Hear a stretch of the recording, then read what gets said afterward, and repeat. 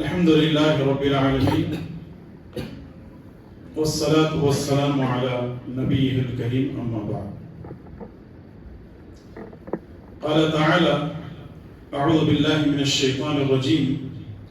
اليوم أكملت لكم دينكم وأتممت عليكم نعمتي ورضيت لكم الإسلام دينا. رب اشرح لي صدري ويسر لي أمري واحلل عقدة من لساني يفقهوا قولي.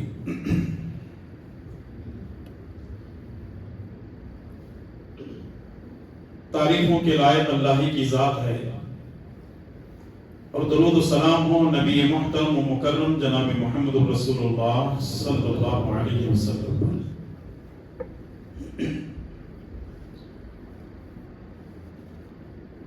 قابل قدر بزرگ و نوجوان دوستو، پردہ نشین خواتین اسلام، مائی اور بہنیں،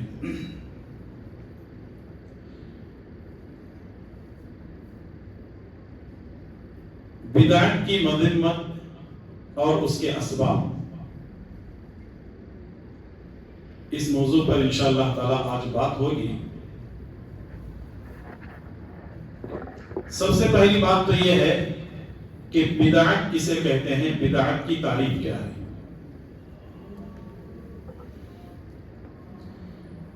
لغوی طور پر بدعت کا معنی ہے کسی چیز کا ایسے طریقے سے ایجاد کرنا جس کی پہلے کوئی مثال نہ ہو،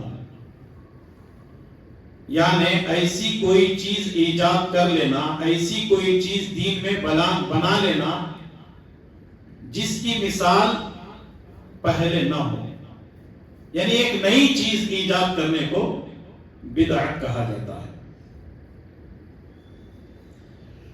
اصطلاحاً شریعت میں کوئی نئی چیز اپنے طرف سے بنا لینا جس کا کوئی بھی ثبوت قرآن و سنت میں نہ ہو، اس کو بدعت کہا جاتا ہے. اس کی وجہ یہ ہے کہ دین مکمل ہو چکا ہے، اب اس میں ہم کوئی چیز داخل کر سکتے ہیں اور نہ کوئی چیز باہر نکال سکتے ہیں. یعنی جو چیز حلال ہے وہ قیامت تک کے لیے حلال، اور جو حرام ہے وہ قیامت تک کے لیے حرام ہے. اس میں کوئی بھی رد و بدل نہیں ہو سکتا، کوئی بھی چینجز نہیں ہو سکتے، کیونکہ دین مکمل ہو چکا ہے. یہ رب کا فرمان ہے. سورہ مائدہ کی آیت نمبر 3 میں اللہ نے فرمایا: الیوم اکملت لکم دینکم، آج میں نے تمہارے لیے تمہارے دین کو مکمل کیا ہے. وَأَتْمَمْتُ عَلَيْكُمْ نِعْمَتِي، اور میں نے اپنی نعمت کا اتمام کیا ہے. وَرَضِيتُ لَكُمُ الْإِسْلَامَ دِينًا، اور دین اسلام کے اور تمہارے لیے اسلام کے دین ہونے پر راضی ہو گیا ہوں، رضامند ہو گیا ہوں. تو قرآن کریم کی اس آیت سے الیوم اکملت لکم دینکم، دین کو اللہ تعالیٰ نے جب مکمل کر دیا ہے، اب اس کے اندر اپنے طرف سے دین میں کوئی چیز داخل کرنے کی ہم کو اجازت نہیں ہے. آج مسلمانوں کا ایک بہت بڑا طبقہ دین میں نئی نئی چیزیں ایجاد کر رہا ہے، اور آج مسلمانوں کو سنتیں معلوم نہیں ہیں لیکن بدعات معلوم ہے. محرم کا مہینہ آتا ہے تو اس میں بدعت، سفر کا مہینہ آتا ہے تو بدعت، ربیع الاول کا مہینہ آتا ہے تو بدعت. یعنی ہر مہینے میں ہم نے بدعات ایسی بنا لی ہیں کہ اس کو دین سمجھ کر کے عمل کر رہے ہیں. اور جب آپ ان کو سمجھانے جائیں گے، ان کو کتاب و سنت کی روشنی میں سکھانے جائیں گے، تو وہ یہ کہتے ہیں کہ کیا مشکل ہے، ایسا کرنے میں کیا حرج ہے، ہم صحیح کام تو کر رہے ہیں، کوئی غلط کام تو نہیں کر رہے ہیں. لیکن 3 حدیثیں میں آپ کے سامنے پیش کروں گا. پیارے نبی جناب محمد رسول اللہ صلی اللہ علیہ وسلم نے بدعت کے بارے میں کیا کہا ہے. اور یہاں یہ جان لینا ضروری ہے توحید کے مقابلے میں شرک ہے. توحید کے مقابلے میں شرک ہے اور سنت کے مقابلے میں بدعت ہے. توحید کے مقابلے میں شرک ہے اور اللہ تبارک و تعالی شرک کو معاف نہیں کرتا. سنت کے مقابلے میں بدعت ہے. رسول اللہ صلی اللہ علیہ وسلم نے دین کے اندر نئی چیز ایجاد کرنے کو پسند نہیں کیا. صحیح مسلم کی روایت جابر بن عبداللہ رضی اللہ تعالیٰ عنہ فرماتے ہیں کہ رسول اللہ صلی اللہ علیہ وسلم جب بھی خطبہ مسنونہ پڑھتے تو کہتے اما بعد، اور کہتے فإن خیر الحدیث کتاب اللہ وخیر الہدی ہدی محمد صلی اللہ علیہ وسلم وشر الامور محدثاتها وکل محدثۃ بدعہ. ہر وہ چیز جو اپنے طرف سے بنائی گئی ہے وہ بدعت ہے. وکل بدعۃ ضلالہ، ہر بدعت گمراہی ہے. وکل ضلالۃ فی النار، اور ہر بدعت انسان کو گمراہی کی طرف لے جاتی ہے. جب بھی آپ کوئی تقریر سنتے ہیں، کوئی خطبہ سنتے ہیں، کوئی کانفرنس میں علماء کرام کے بیان ہوتے ہیں تو یہ بات ضرور آتی ہے فإن خیر الحدیث کتاب اللہ، سب سے بہترین بات اللہ تبارک و تعالیٰ کی بات ہے. وخیر الہدی ہدی محمد صلی اللہ علیہ وسلم، اور سب سے بہترین راستہ محمد صلی اللہ علیہ وسلم کا ہے. اور پھر اس کے بعد نبی کریم صلی اللہ علیہ وسلم دین میں نئی چیز ایجاد کرنے کو گمراہی، بدعت قرار دیتے ہیں، اور وہ بدعت گمراہی ہے. یہی گمراہی انسان کو کہاں لے جاتی ہے؟ جہنم کی طرف لے جاتی ہے. تو اس سے یہ بات معلوم ہوتی ہے کہ دین کی طرف اپنے طرف سے کوئی چیز اجر و ثواب کی نیت سے ایجاد کر لینا یا کسی بھی اعتبار سے اس کو ایجاد کر لینا، اپنے طرف سے بنا لینا، رسول اللہ صلی اللہ علیہ وسلم کو پسند نہیں ہے. دوسری حدیث بخاری کے حوالے سے اما عائشہ رضی اللہ تعالیٰ عنہ فرماتی ہیں رسول اللہ صلی اللہ علیہ وسلم نے فرمایا من احدث فی امرنا هذا ما ليس منه فهو رد. جس نے کوئی ایسا کام جو دین میں نہیں ہے ایجاد کیا، وہ کام اللہ تعالیٰ کے یہاں مردود ہے، مقبول نہیں ہے.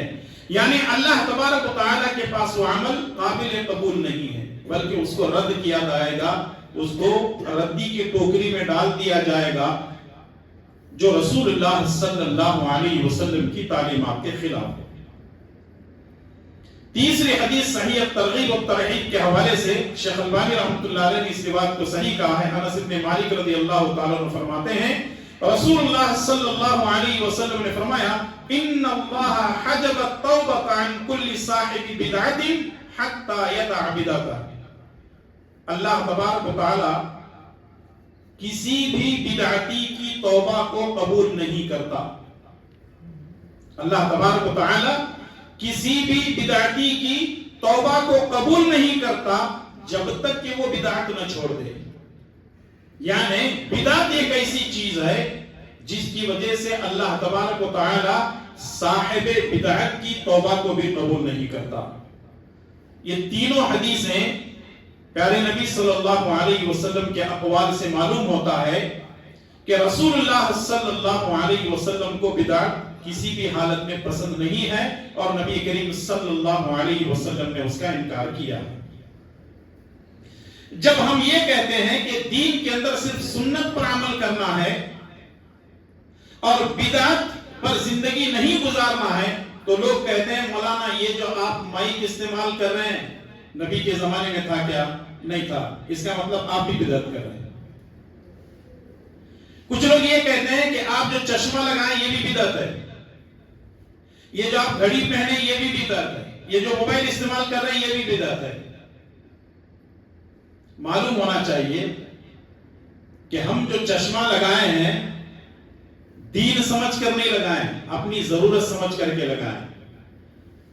گھڑی دین نہیں ہے، ٹائم دیکھنے کے لیے ہے. مائک کا استعمال اس لیے کر رہے ہیں تاکہ آواز صحیح پہنچے، مردوں میں، عورتوں میں، اوپر نیچے سب جگہ آواز پہنچے، اسی لیے جو ہے مائک کا استعمال کر رہے ہیں. اگر کوئی آدمی یہ کہتا ہے کہ مائک اگر کوئی آدمی نہیں لگاتا ہے یا کوئی آدمی یہ کہتا ہے کہ مائک لگا کر کے بیان دینے سے 10 نیکیاں ملتی ہیں، تو اس کا مطلب کیا ہو گیا؟ دین میں آپ نئی چیز ایجاد کر رہے ہیں، یہ بدعت ہے۔ ہم اپنی ضرورت کے لیے استعمال کر رہے ہیں۔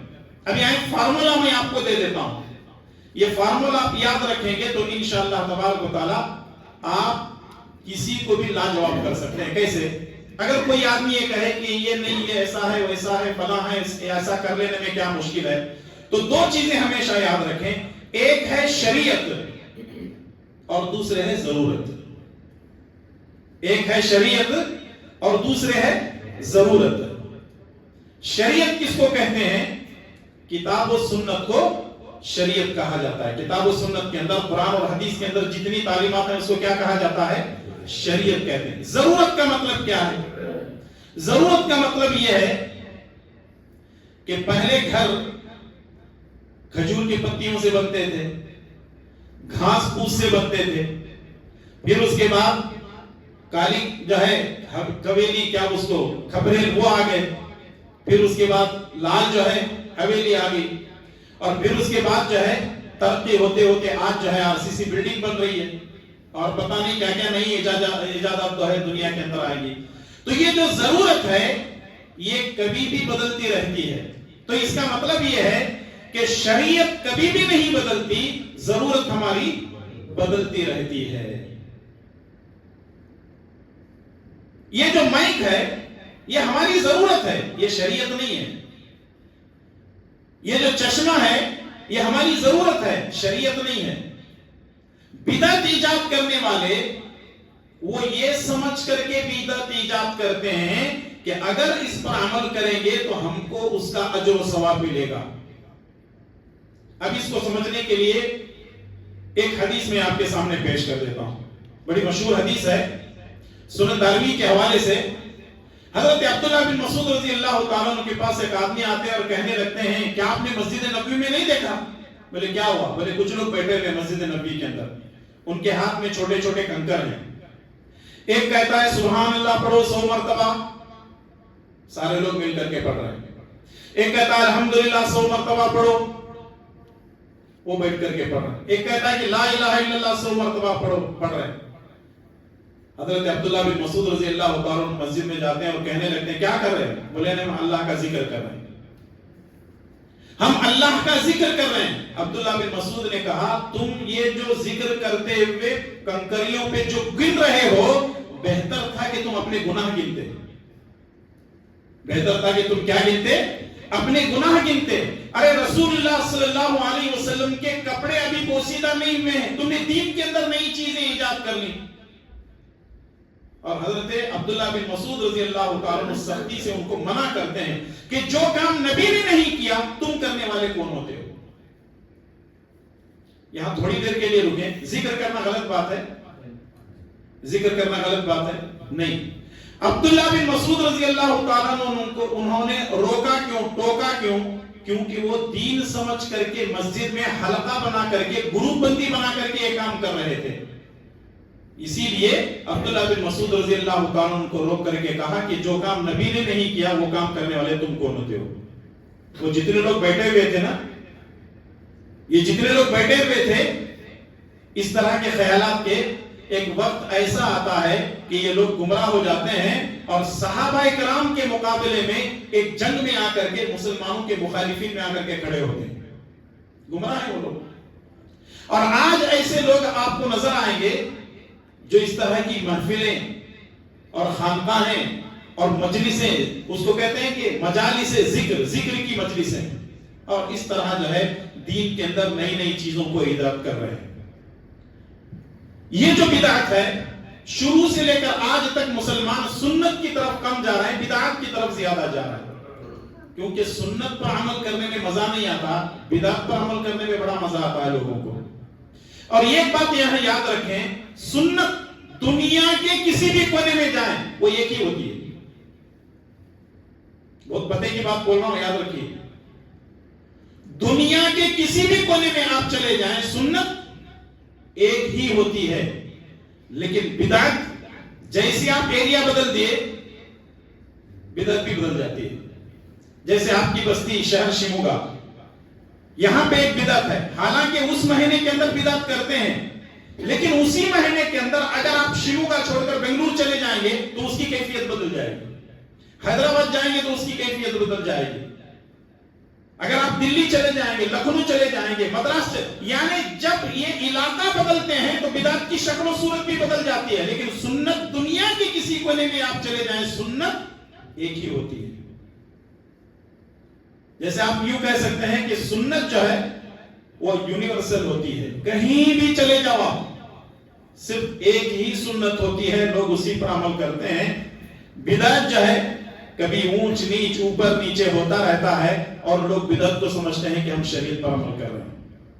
آخر اس کے اسباب کیا ہیں؟ یہ بدعت مسلمانوں کے اندر کیوں ہے؟ کئی ایک اسباب ہیں، میں مختصراً بس گنوا دیتا ہوں، کیونکہ کبھی کبھی ایسا ہوتا ہے کہ بات لمبی ہوتے ہوتے ہماری نظر گھڑی پہ بعد میں جاتی ہے اور پتہ چلتا ہے کہ جو ہے پونا گھنٹہ ہو چکا ہے۔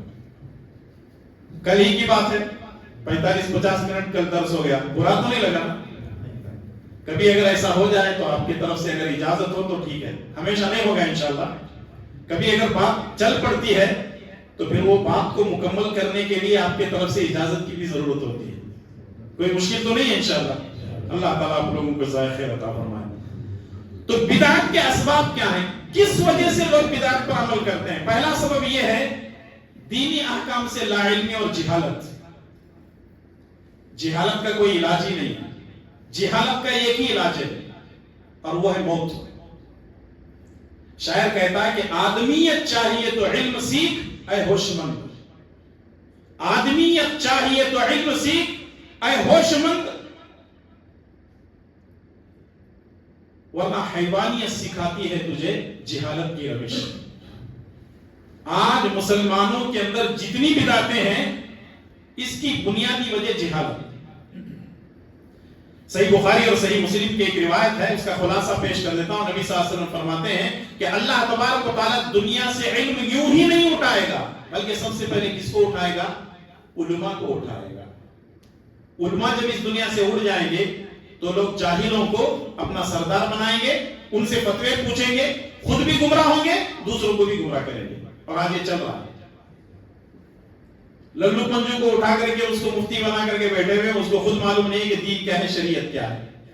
تو یہ جہالت کا بڑا ہی خطرناک مسئلہ ہے جس کی وجہ سے مسلمانوں کے اندر بدعت بھی بہت زیادہ۔ دوسرا سبب ہے خواہشات کی پیروی، نفسانی خواہشات۔ رسول اللہ صلی اللہ علیہ وسلم نے فرمایا، شیخ البانی رحمۃ اللہ علیہ نے ظلال الجنہ کے اندر یہ بات لکھی ہے، رسول اللہ صلی اللہ علیہ وسلم کا ایک قول نقل کیا ہے۔ نبی کریم صلی اللہ علیہ وسلم فرماتے ہیں، مما اخشى علیکم بعدی بطونکم وفروجکم ومضلات الاہواء، یقیناً میں تم پر اپنے جانے کے بعد پیٹ پرستی، زنا اور گمراہی کی خواہشات کی پیروی سے ڈرتا ہوں۔ اس کا مطلب یہ ہے کہ انسان جو ہے نفسانی خواہشات کی وجہ سے بھی بدعتوں کو ایجاد کر لیتا ہے، اور بدعتیں ایجاد کر کے اس پر اپنا پیٹ پال لیتا ہے۔ تیسرا سبب ہے اپنے آبا و اجداد، اپنے باپ دادا کے دین کی اندھی تقلید۔ جب کفار اور مشرکین سے کہا جاتا یہ کام کیوں کر رہے ہو تو کہتے ہیں انا وجدنا علیہ آبانا، کیا کریں بھئی ہمارے باپ دادا کرتے تھے، ہم بھی کر رہے ہیں۔ آج مسلمانوں سے جا کر کے پوچھو بھئی یہ کام کیوں کر رہے ہو تو کہتے ہیں ہمارے اماں بابا کرتے تھے، ہمیں بھی کر رہے ہیں۔ یہ دلیل نہیں ہے، یہ تو جہالت ہے۔ یہ تیسرا سبب ہے۔ چوتھا سبب ہے کچھ کفار کی مشابہت اختیار کرنا، یعنی وہ کر رہے ہیں تو ہم کو بھی کرنا۔ جیسے آج سے کچھ سال پہلے ایک نوجوان میرے پاس آیا، کہنے لگا کہ مولانا ہم لوگ ٹیپو سلطان کی جینتی کر سکتے ہیں کیا؟ وہ بولا نہیں کر سکتے۔ نہیں، وہ کافروں کو دکھانے کے واسطے، غیر مسلموں کو دکھانے کے واسطے کہ ہمارے اندر بھی جان ہے، ٹیپو سلطان کی بھی ایک اہمیت ہے، اس لیے ہم ان کی طرف سے جو ہے ٹیپو جینتی بنا سکتے ہیں کیا؟ میں نے کہا جب ہم نبی کی نہیں بناتے تو تم تو ٹیپو کی پوچھ رہے ہو۔ وہ بیچارہ خاموشی سے نکل گیا۔ تو لوگ دوسروں کے مقابلے میں دین کے اندر نئی نئی چیزوں کو ایجاد کر رہے ہیں، ان کی مشابہت اختیار کرتے ہوئے۔ پانچواں سبب یہ ہے طمع و لالچ، دنیا کی حرص، پیسہ۔ یبیع دینہ بعرض من الدنیا، کچھ لوگ ایسے پیدا ہوں گے قیامت کے قریب چند ٹکوں کے خاطر اپنا دین و ایمان بیچ دیں گے، اور آج ایسا چل بھی رہا ہے۔ اور چھٹا اور آخری سبب یہ ہے کہ دین کے اندر تحریف کی جائے گی، قرآن کریم کی آیتوں کو اپنے انداز سے پیش کیا جائے گا، اپنے انداز سے سمجھیں گے، تعویلیں کریں گے، رسول اللہ صلی اللہ علیہ وسلم کی حدیثوں کو اپنے انداز سے اس کی تعویلیں کریں گے، تحریف کریں گے، رد و بدل کریں گے دین کے اندر۔ اور آج اسی کا نتیجہ ہے کہ آج علماء سو نے قرآن کریم کے ترجمے بھی غلط کیے ہیں، حدیثوں کو بھی توڑ مروڑ کر کے پیش کیا ہے، جس کی وجہ سے آج بدعات اتنی زیادہ ہیں کہ شاید شیطان بھی پناہ مانگتا ہوگا کہ میں نے تو اتنا نہیں کھاتا، یہ تو ایک قدم ہمارے سے آگے چلے گا۔ تو اس لیے ایک مسلمان کے لیے ضروری ہے کہ وہ بدعات سے اپنے آپ کو بچائے۔ بدعات کے بارے میں صحابہ کرام کے کچھ اقوال میں پیش کر دیتا ہوں۔ حضرت عبداللہ بن مسعود رضی اللہ تعالیٰ عنہ کہا کرتے تھے، اتبعوا ولا تبتدعوا فقد کفیتم، اتباع کرو اور بدعات کو اختیار نہ کرو، اتباع کرو یعنی رسول اللہ صلی اللہ علیہ وسلم کی اتباع کرو اور بدعات کا ارتکاب نہ کرو، یقیناً تمہارے لیے سنت کافی ہے، لوگوں کے رائے مشورے کی تمہیں ضرورت نہیں ہے۔ کیا نبی صلی اللہ علیہ وسلم کی اتباع ہمارے لیے کافی نہیں ہے؟ کیا نبی کی اطاعت کافی نہیں ہے؟ کیا نبی کی تعلیمات ہمارے لیے کافی نہیں ہے کہ ہم جو ہے نئی نئی چیزوں کو دین کے اندر داخل کریں؟ اور اسی طرح سے حضرت سیدنا عثمان بن ابو العاص رضی اللہ تعالیٰ عنہ، ان کو کسی نے بچے کے ختنے کی دعوت دی۔ یہ بڑا عجیب مسئلہ آج بھی مسلمانوں کے اندر ہے۔ حضرت عثمان بن ابو العاص رضی اللہ تعالیٰ عنہ، ان کو کسی نے بچے کے ختنے کی دعوت کی، انہوں نے انکار کر دیا۔ لوگوں نے پوچھا آپ کیوں نہیں گئے دعوت میں؟ تو کہنے لگتے ہیں انا کنا لا نأتی الختان علی عہد رسول اللہ صلی اللہ علیہ وسلم ولا تدع له، ہم رسول اللہ صلی اللہ علیہ وسلم کے زمانے میں کسی بھی ختنے کی دعوت میں نہیں جاتے تھے، اور اگر یہ آپ دے رہے تو ہم بھی نہیں جائیں گے۔ اور آج مسلمان بڑے ٹھاٹ باٹ سے ختنے کی دعوت کرتے ہیں۔ کیا یہ ختنہ ہوتا کیا ہے اور دعوت کرتے کیا ہیں، سمجھ میں نہیں آتا۔ اب مجھے نہیں پتا لڑکیاں بالغ ہونے پہ بھی باقاعدہ دعوتیں ہوتی ہیں کیا آپ کی بستی میں؟ ہاں، دوسروں کے پاس ہوتے ہیں، ہمارے پاس نہیں الحمدللہ۔ جو لوگ کتاب و سنت پر عمل کرتے ہیں ان کے پاس یہ سب بدعتیں نہیں ہیں، یہ سب رسم و رواج نہیں ہے، الحمدللہ یہ چیزیں نہیں ہیں۔ ہوتی ہیں کیا؟ ہاں، وہی تو میں بول رہا ہوں، جو لوگ کتاب و سنت پہ عمل کرتے ہیں ان کے پاس نہیں ہے، لیکن دوسرے لوگ کرتے ہیں۔ لڑکی بالغ ہونے پر وہ جو ہے کیا نام دعوتیں ہوتی ہیں اور لڑکے کو ختنہ کرایا جانا۔ باقاعدہ میں نے دیکھا کہ ایک جو ہے کارڈ چھپا ہوا ہے، کارڈ بھی چھاپے ہیں آج کل کہ ہمارے بچے کی فلاں دن ختنے کی فلاں حال میں دعوت ہے، آ جائیے۔ ارے کیا مذاق ہے جی، لوگ کیسے کیسے کام کر رہے تھے آج کل۔ تو اس طرح کی جو چیزیں ہیں جو کتاب و سنت میں نہیں ہے، ہمیں اس سے بچنا چاہیے۔ امام مالک رحمۃ اللہ علیہ فرماتے ہیں من ابتدع فی الاسلام بدعۃ یراها حسنہ فقد زعم ان محمدا خان الرسالہ۔ اللہ اکبر۔ امام مالک رحمۃ اللہ علیہ فرماتے ہیں اگر کوئی شخص دین کے اندر نئی چیز ایجاد کر کے یہ کہتا ہے کہ یہ دین ہے، تو اس کو یہ بات معلوم ہونا چاہیے کہ گویا کہ وہ یہ سمجھتا ہے کہ رسول اللہ صلی اللہ علیہ وسلم نے دین میں خیانت کی ہے۔ اگر کوئی آدمی دین کے اندر نئی چیز بدعت ایجاد کر کے یہ سمجھتا ہے کہ میں اچھا کام کر رہا ہوں، گویا کہ وہ کس پہ بلیم کر رہا ہے؟ نبی کریم صلی اللہ علیہ وسلم کے بارے میں کہہ رہا ہے کہ آپ نے دین میں خیانت کی، جبکہ دین مکمل ہو چکا ہے۔ الیوم اکملت لکم دینکم، دین مکمل ہو چکا ہے۔ امام سفیان ثوری رحمۃ اللہ علیہ فرماتے ہیں البدعۃ احب الی ابلیس من المعصیہ، المعصیۃ یطاب منها والبدعۃ لا یطاب منها۔ ابلیس کو گناہوں سے زیادہ بدعت پسند ہے، ابلیس کو، شیطان کو گناہوں سے زیادہ بدعت پسند ہے، کیونکہ آدمی گناہوں سے توبہ کر لیتا ہے لیکن بدعت سے توبہ نہیں کرتا۔ کیوں؟ بدعت کو کیا سمجھ کر کے عمل کرتا ہے؟ سنت سمجھ کر کے، دین سمجھ کر کے کرتا ہے۔ تو اس لیے ابلیس بھی بڑا چالاک ہے، بھلے گناہ کر رہا ہے کر، کوئی بات نہیں، تو ایک دن توبہ تو کرے گا، لیکن میں تجھے ایسے لگاؤں گا کہ تو بدعت کرتا جا اور تو دین سمجھ رہا، اور مسلمان وہ کام کر رہے ہیں۔ ہر مہینے اتنے، ہر ہفتے بھی اگر آپ کہیں گے تو مسلمانوں کے اندر موجود ہیں۔ حسان بن عطیہ ایک بہت بڑے تابعی ہیں، ان کا قول یہ ہے مقتدا قوم بدعۃ فی دینہم الا نزع اللہ من سنتہم مثلها، اگر کوئی قوم دین کے اندر کوئی بدعت ایجاد کرتی ہے تو اللہ تعالیٰ اسی کے مثل ایک سنت کو اٹھا لیتا ہے.